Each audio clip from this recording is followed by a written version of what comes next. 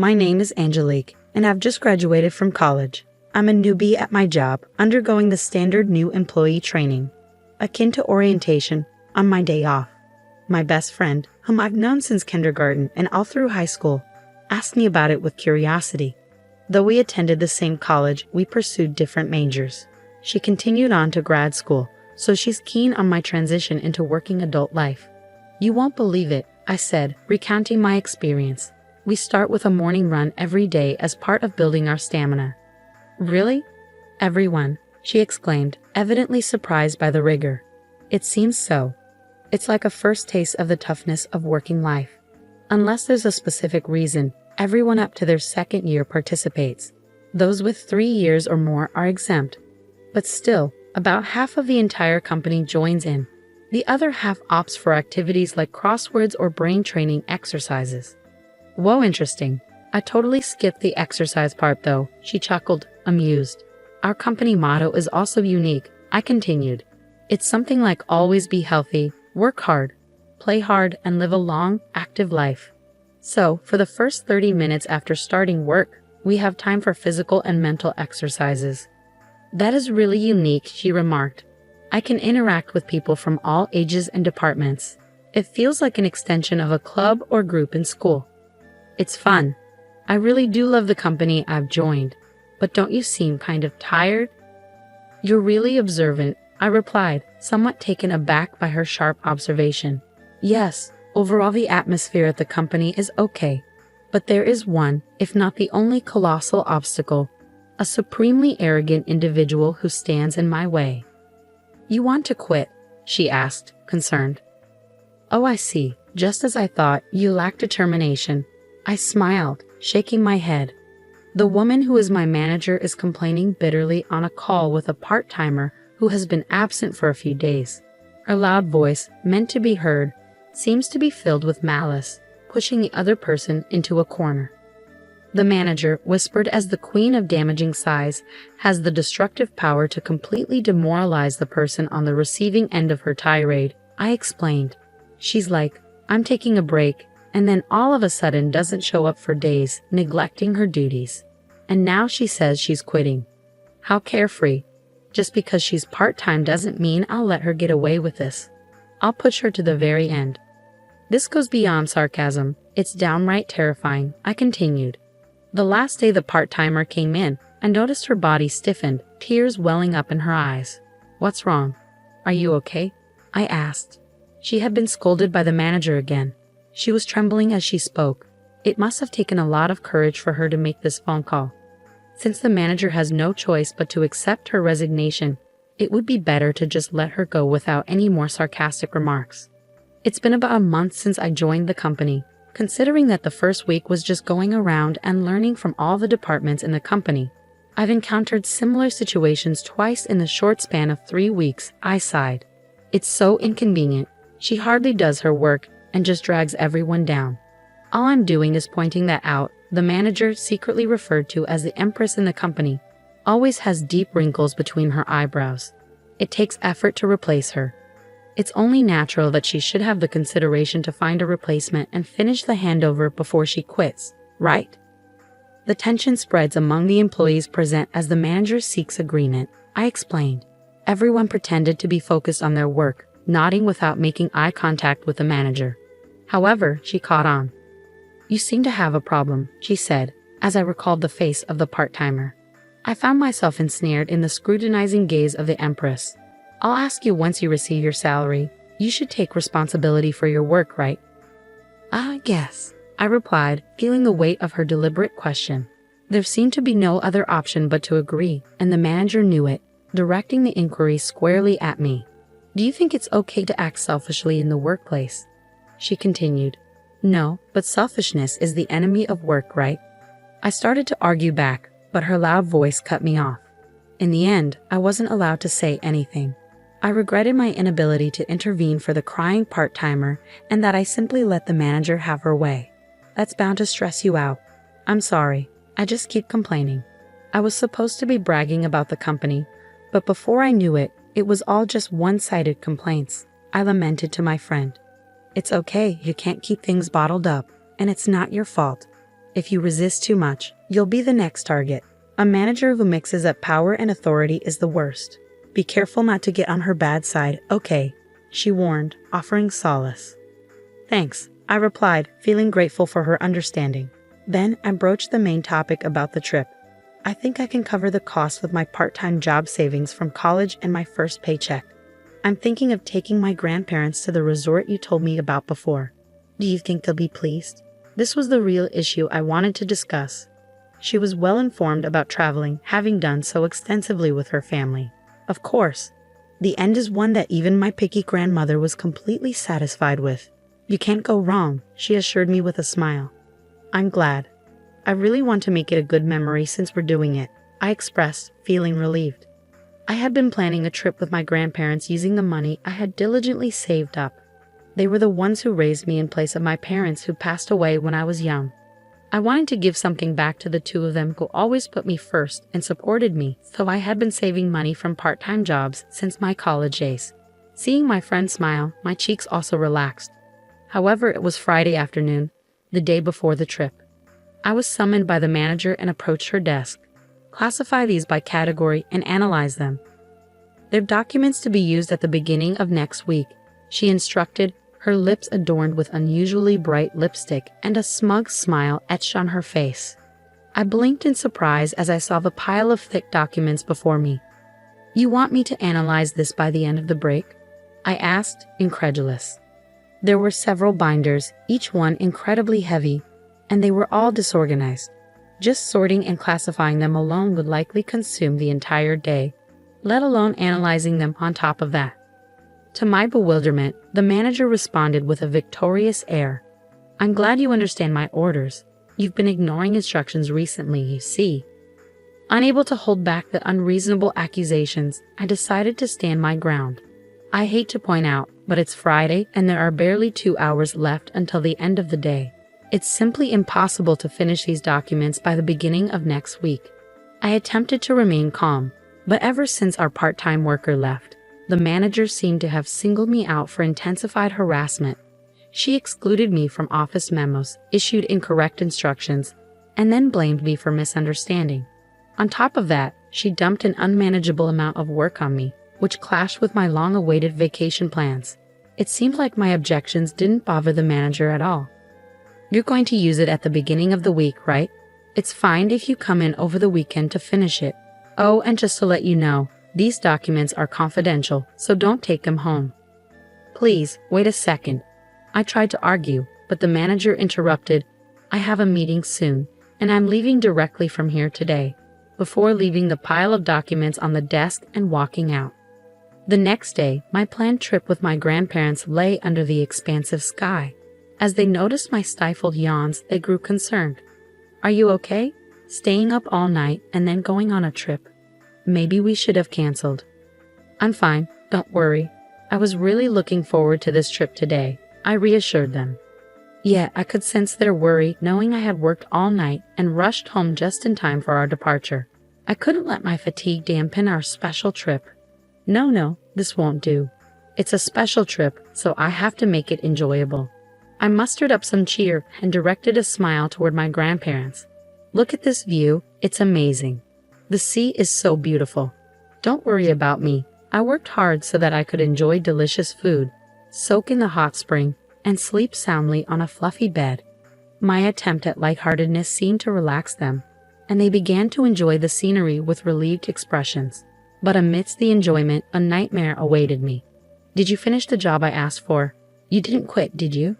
A familiar voice startled me as I strolled alone in the inn after checking in. Why here of all places?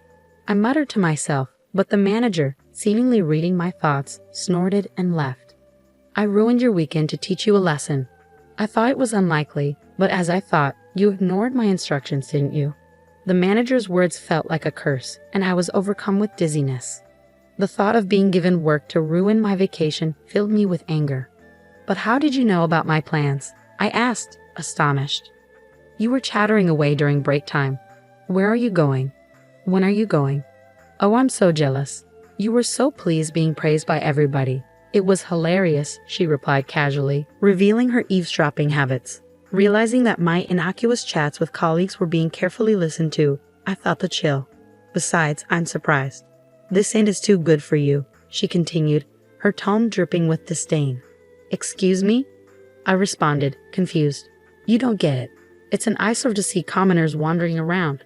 Look, there's a rundown inn next door that's more your style, she sneered. I don't understand what you mean. I know you find me an eyesore, but the rest is just insults and harassment, right? I retorted, feeling my anger rise. Just as my frustration reached its peak, a voice of support came from behind me. Is that what this is about? My grandparents had arrived, standing by my side. The people whom I thought were peacefully drinking tea in the room were suddenly standing behind me. Judging from their expressions, they must have overheard almost all of my conversation with the manager. This is, I began hurriedly, but my grandfather cut me off and addressed the manager. Nice to meet you. I'm Angelique's grandfather and have been her guardian for many years. Perhaps it's quicker to tell you that I'm the honorary chairman of the trading company that was discussing a deal with your company the other day. At those words, the manager's face turned pale.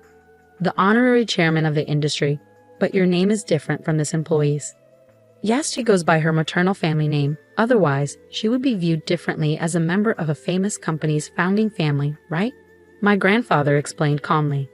I don't want my precious granddaughter to have a tough time at the company where she works. I'm terribly sorry, I had no idea, the manager stammered, her face growing even paler. Do you think ignorance excuses rudeness? My grandfather queried. In contrast to my grandfather's calm demeanor, the manager was sweating profusely and frozen in place. I'm afraid I'll have to ask you to relay a message to your company CEO. I'm not interested in doing business with a company that has a manager like you. Well, wait a minute, please, the manager exclaimed, but my grandfather ignored her pleas. My granddaughter joined a company with a great motto: stay healthy, work hard, play hard, and live a long life. I thought the existence of quirky managers was necessary for the growth of the company. But your personality and behavior are harmful, he concluded. If you disagree with what I say, you can ignore it or spread bad rumors about me. My granddaughter has been recording all of this with her camera. Let's see whose side the world is on. With that, he left the scene. As my grandfather had said, I had been recording from the beginning of the trip with a camera hanging around my neck, capturing memories with my grandparents.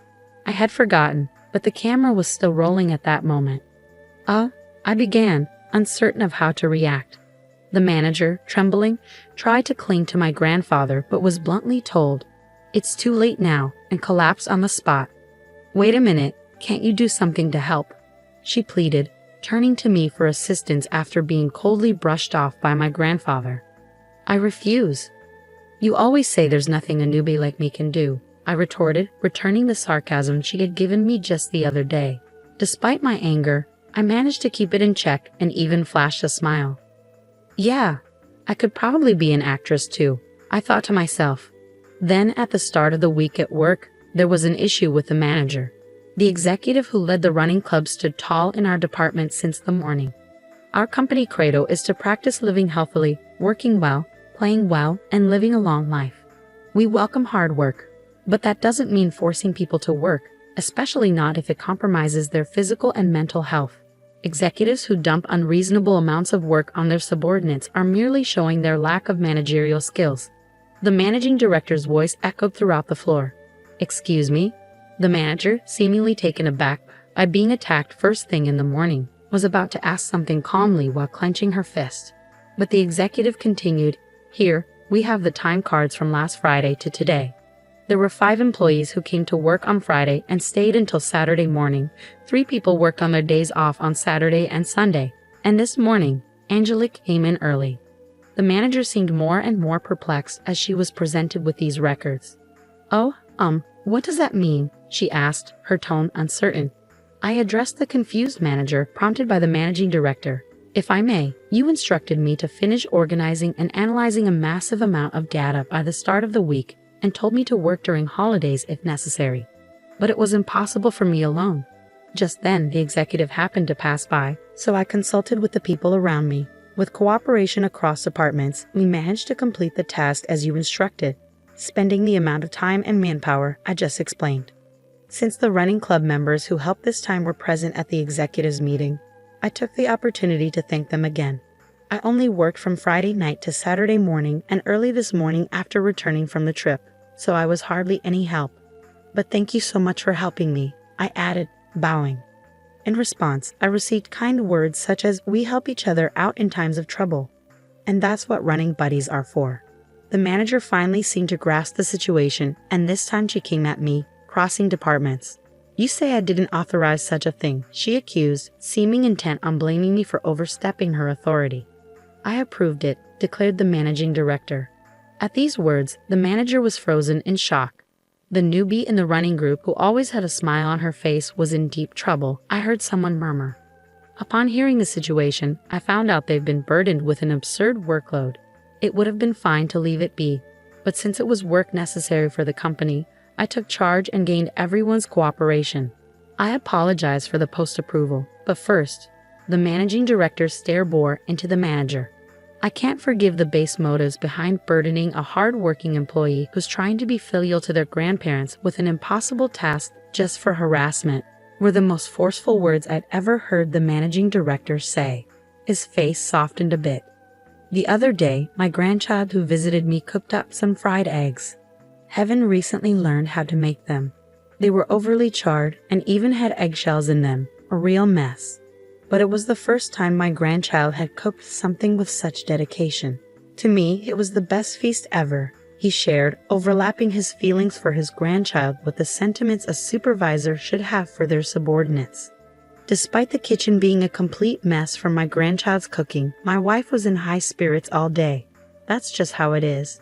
When I told them it was delicious, the proud smile on the young face was the most endearing thing. The managing director continued, his unexpected story bringing tears to the employees' eyes as they shared memories of their own grandparents. I still can't forget the taste of the rice porridge my grandma made me when I was sick, and the pat on the back my grandpa gave me, saying, "Pain, pain, go away," seemed to heal me faster. The employee reminisced, almost bursting out laughing at the managing director's doting grandparents' stories. Feeling a lump in my throat, I wondered if a present for their grandparents could elicit such an emotional response. The people who helped me that day told me as I bowed, "If you think you're causing trouble, the best way to show us respect is to go and have as much fun as possible." And they set me off on my trip. I love this company, all of you, and of course my job.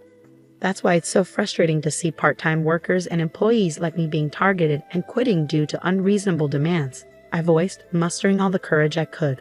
A warm round of applause erupted from those around me. However, the manager seemed irritated by this and confronted me. "Do you think it's okay to talk like that?" she challenged. The managing director quickly reprimanded her. "Silence. If you want to stay with this company, you'll lose all your titles and privileges and be demoted to the same status as a new employee. Naturally, you'll be starting from today. So the employee who joined a little before you, Angelique, will be your senior. You should be careful with your words." Upon hearing that the president had also approved, the manager shook her head intensely and yelled, "No, I won't accept this." But there was no help for her. Instead, everyone's cold glares focused on her. "If you don't like it, you're welcome to submit a resignation letter anytime," the managing director concluded. And so the downfall of the manager known as the Empress began. Afterwards, she was literally demoted to a rank-and-file employee. She stuck around the company for a bit, but maybe she couldn't handle the tough treatment she was getting because one day, she just stopped coming in. A few days later, her resignation letter came in the mail. Around that time, our company was being covered on TV. The show titled Morning Exercise. Bonds Beyond Titles was aired, and they even talked about me and my grandparents. I heard later that the viewers loved our company rule: don't tolerate unfairness. The unjust female manager remained anonymous, but the clients clearly knew who she was. Rumor is that she doesn't stand a chance of finding a job in the same industry again. Meanwhile, our company was able to do business with my grandfather's company without any problem. Working with relatives can be a bit embarrassing, but it also keeps me on my toes. Plus, I've become even more popular within the company due to my legendary showdown with the female manager. Whoa, you're so motivated. I want to work with you once I finish graduate school. My best friend recently told me. I'm hoping that'll happen too, I replied. I've started saving again because I want to travel with my grandparents without any worries this time. It'll take time since all I can do is save bit by bit, but just sit tight, Grandma and Grandpa, I'm going to continue to cherish my precious time from here on out.